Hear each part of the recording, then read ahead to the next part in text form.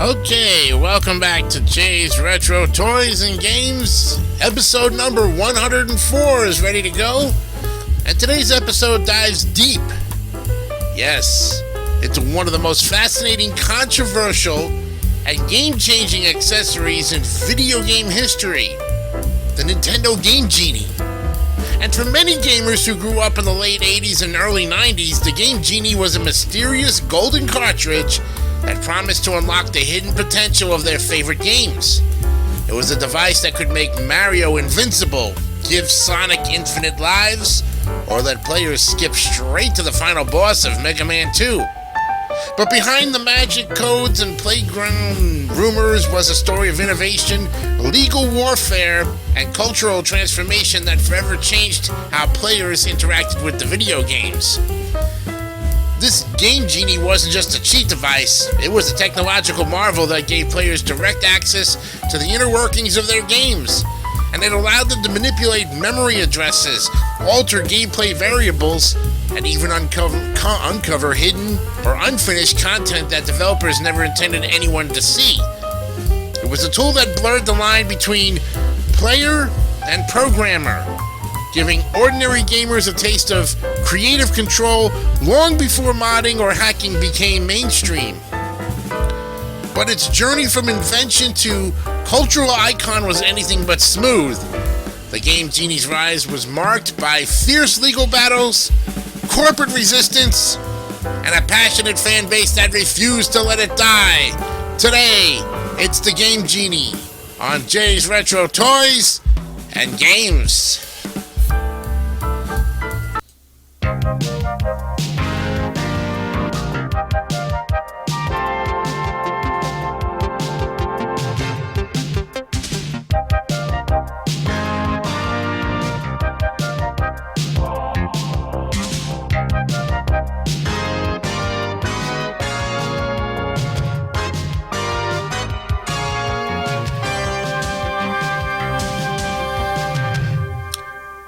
And welcome to another edition of Jay's Retro Toys and Games. I'm your host, Jason DiCanio. On this March 5th, 2026, this is a Thursday edition, and episode 104 is ready to go in our continuational look at the NES accessories of yesteryear. And what would not be an NES accessory other than the Game Genie to grace us with its presence? Yeah. Well, the story begins in the late 1980s with Codemasters, a British video game company known for its inventive spirit and technical ingenuity. Founded by brothers David and Richard Darling, Codemasters had already made a name for itself, developing budget-friendly games for home computers like the ZX Spectrum and Commodore 64. But the Darlings wanted to push the boundaries of what was possible in gaming. They envisioned a device that could give players more control over their games, and something that could modify gameplay in real time without permanently altering the cartridge. Codemasters engineers discovered that by intercepting the data flow between a game cartridge and the console, they could manipulate specific memory addresses that controlled in-game variables such as health, score, or number of lives. And by changing these values, they could effectively rewrite the rules of the game. This discovery became the foundation for what would become the Game Genie. The device worked as a pass-through cartridge, and players would insert the Game Genie into their Nintendo, then plug their game cartridge into the top of the Genie. And when powered on, the Game Genie displayed a code entry screen where players could input alphanumeric codes that corresponded to specific memory modifications. Each code was essentially a set of instructions telling the console to replace certain values in the game's memory. For example, a code might tell the NES to give the player 99 lives instead of 3, or to make enemies disappear entirely.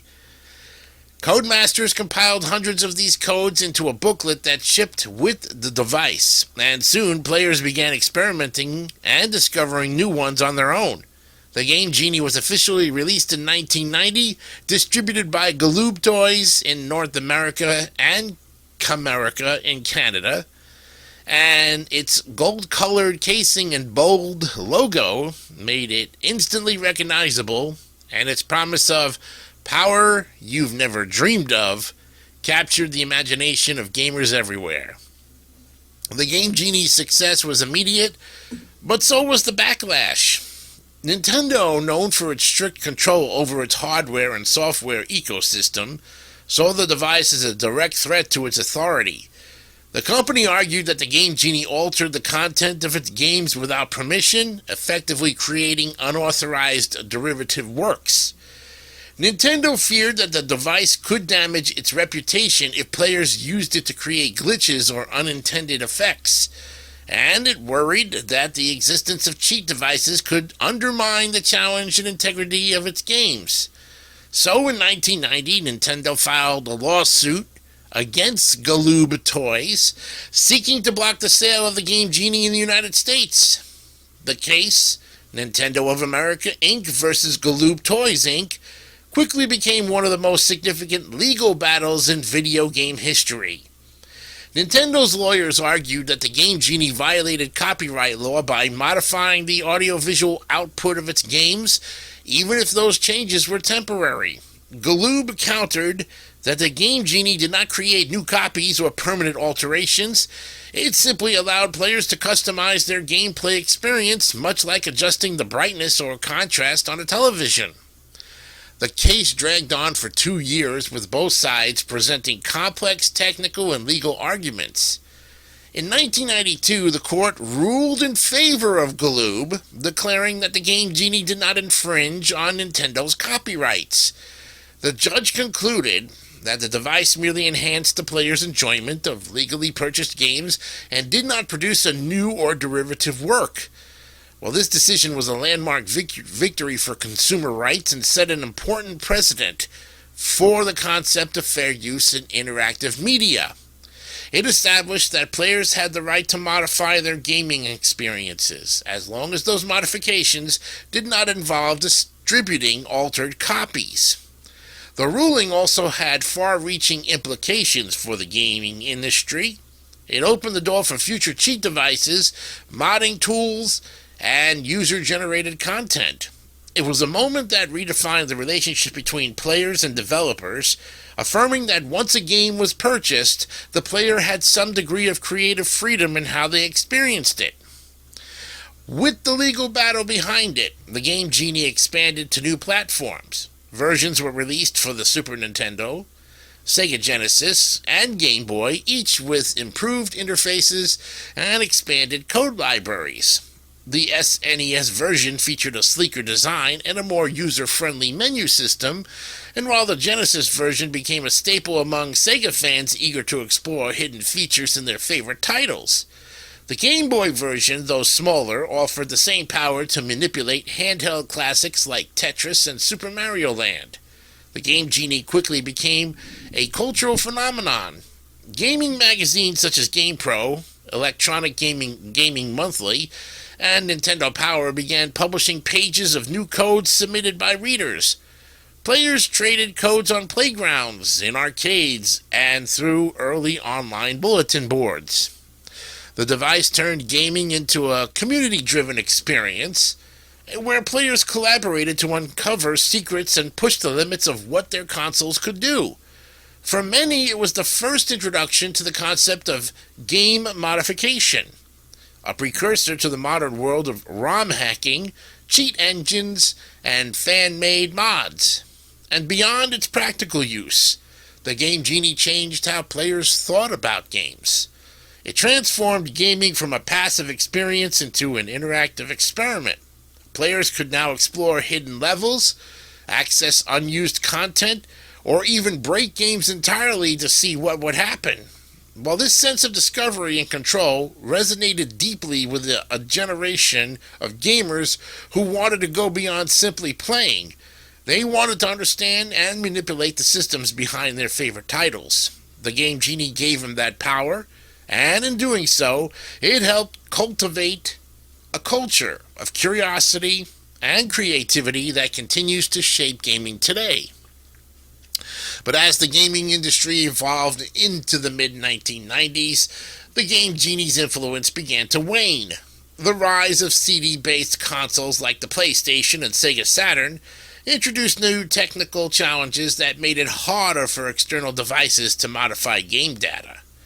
At the same time, developers began including built-in cheat codes and debug menus, reducing the need for third-party devices. By the late 1990s, newer cheat systems such as the Game Shark and Action Replay had taken the Game Genie's place, offering more advanced features and broader compatibility. But despite its decline, the Game Genie's legacy endured. It laid the foundation for the modern culture of game modification and player-driven creativity. The principles behind the Game Genie, altering memory values, experimenting with code, and exploring hidden content, became central to the rise of modding communities in the 2000s. Games like The Elder Scrolls V, Skyrim, Minecraft, and Grand Theft Auto V owe part of their success to the spirit of experimentation that the Game Genie helped inspire. Even today, cheat engines and modding tools operate on the same basic principles that Codemasters pioneered more than 3 decades ago.